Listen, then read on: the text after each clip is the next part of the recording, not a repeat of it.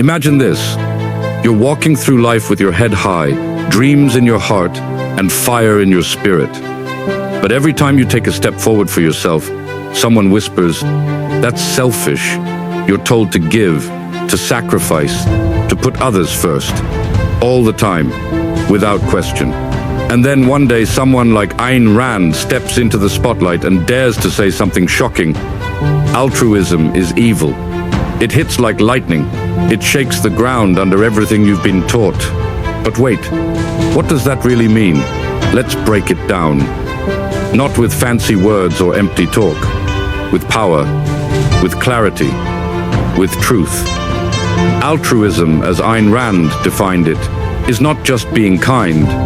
It's not just giving $1 to a hungry child or helping a friend in need. That's what we call compassion. That's human connection. That's love. But altruism, true altruism, is something very different. It says this: you do not have the right to live for your own sake. Altruism teaches that your life only has meaning when you give it up. That your job, your duty, is to serve, to sacrifice, to be a walking donation box for the needs of others. That the more you suffer for someone else, the more good you are. Sounds noble? No, it's a trap. Rand called it a moral code of self-destruction. Because if everyone is told to live for others, then who gets to live for themselves? Think about it. If you're constantly putting yourself second, your dreams, your values, your health, your voice, who are you living for? If everyone is a servant, where is the master? Here's the truth no one tells you. You cannot pour from an empty cup. You cannot save the world if you destroy yourself first. You cannot lift others if you are crushed by guilt for wanting to breathe. Altruism, in Rand's view, isn't kindness. It's chains wrapped in the language of virtue. It says your life belongs to someone else, that you must not live for your own happiness. And when you give to someone else, it's not called generosity, it's called duty. You don't choose to give. You must give. No questions, no limits. Now here's where it gets dangerous. When giving is a choice, it is love. When giving is forced, it becomes slavery. That's what Rand warned us about. A world where you must suffer to be good. A world where pain becomes currency. Where the broken, the weak, the needy are raised as moral authorities, and the strong are punished for success. Altruism flips the moral compass. If you work hard, build something great, take care of your family, reach your goals, you owe it all to someone who didn't. Because need becomes the new god. The person who fails gets to make a claim on your life, not because of what they do, but because they suffer. Now tell me, is that justice? Is that moral? Rand says no, loud and clear, and that's the power of her message. She wasn't promoting selfishness in the way we use that word today. She was fighting for something deeper, something sacred. Your right to exist for your own sake, to pursue your values, to be the hero of your own life, to say yes when you want to and no when you must. She believed that the individual matters, not the crowd, not the collective, not the needy stranger who demands your sacrifice, but you, as a thinking, feeling, choosing human being. And the moment you accept that, truly accept it, you begin to live. That doesn't mean you become cold, or cruel, or isolated. It means you give from a place of power. You help when you choose to help. Not because someone demands it, but because it aligns with your values. That is real morality. Because a virtue is only a virtue when it's chosen. Forced morality is no morality at all. Now let's get real for a second. Why do so many people still follow altruism if it's so destructive? Rand had an answer for that too. She said people are afraid, not of science, not of nature, not even of death. People are afraid to think for themselves. It's easier to follow a moral script written by others than to write your own. It's easier to be told what is good than to look inside and ask, what do I truly value? That's why so many people cling to altruism. They don't question it, not because it makes sense, but because it's the only option they've ever been given. But you're different. You're watching this because you're not afraid to ask the big questions. You feel that tension in your chest every time someone calls you selfish for wanting more out of life. And now you know. Maybe it's not selfish at all. Maybe it's sane. Maybe it's right. Maybe it's time to break the guilt and claim your life again. Before we go deeper into how altruism flips society upside down and how to reclaim your own moral compass, let me ask you to do something bold, like this video. Drop a comment right now and subscribe if this message hits you deep, because we're just getting started. You won't hear this truth in school. You won't see it on billboards. But here, we speak it loud, because your life matters, not as a sacrifice, but as a purpose. Let's take this deeper.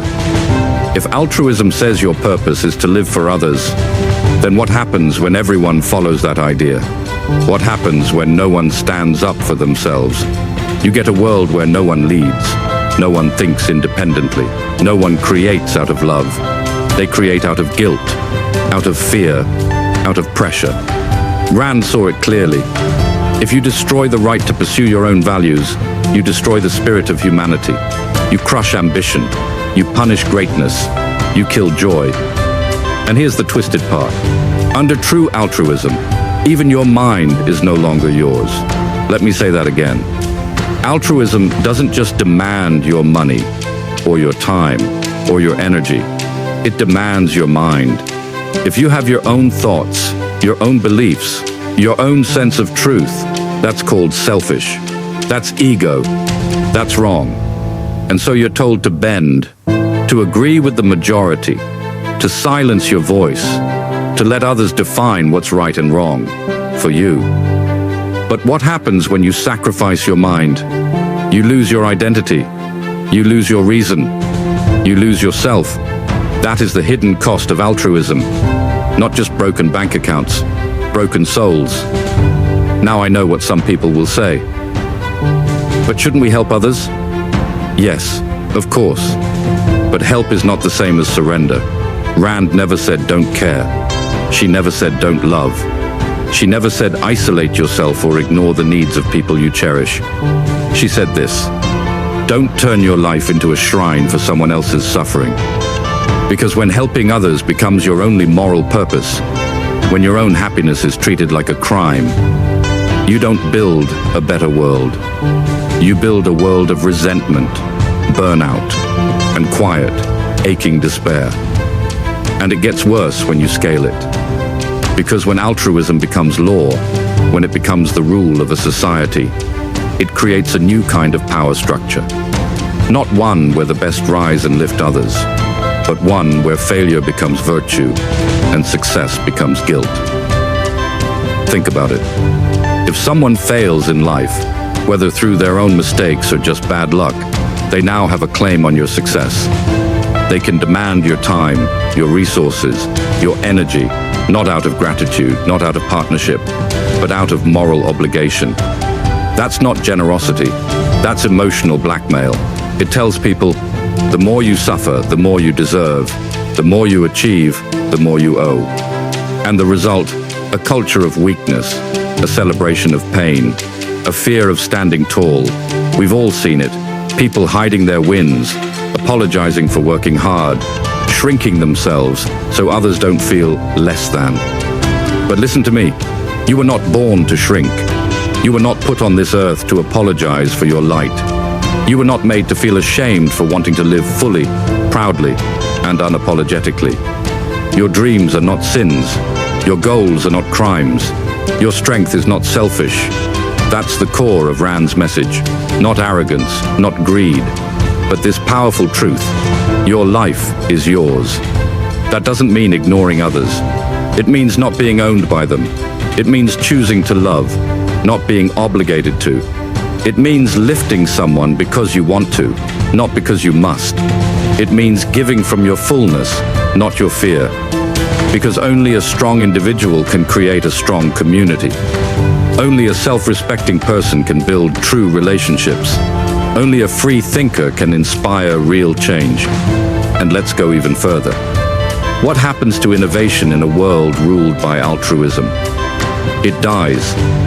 Because if your inventions, your art, your breakthroughs are just tools to serve others, you stop creating from passion. You start creating from guilt.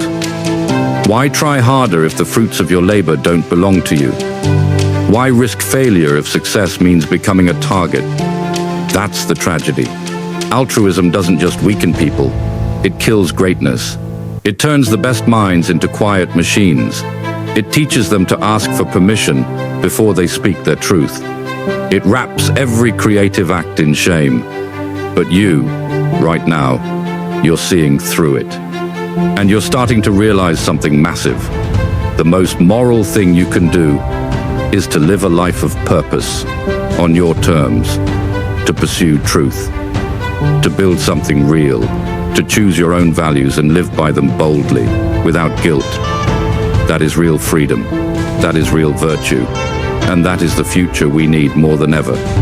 Because a world full of free, clear-thinking, purpose-driven individuals is a world worth fighting for. That's why we speak this truth. That's why this message matters. We're not here to attack kindness. We're here to reclaim dignity. And if this message is waking something up inside you, if it's challenging what you were taught, then share it.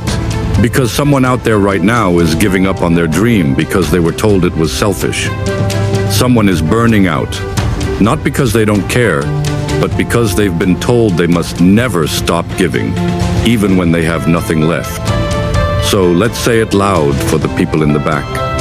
Your life is not a donation box. Your time is not a public resource. Your happiness is not a moral debt. Now picture this. You wake up tomorrow morning, and for the first time, you don't feel guilty for wanting more. You don't apologize for your ambition. You don't shrink for anyone. You don't explain away your fire.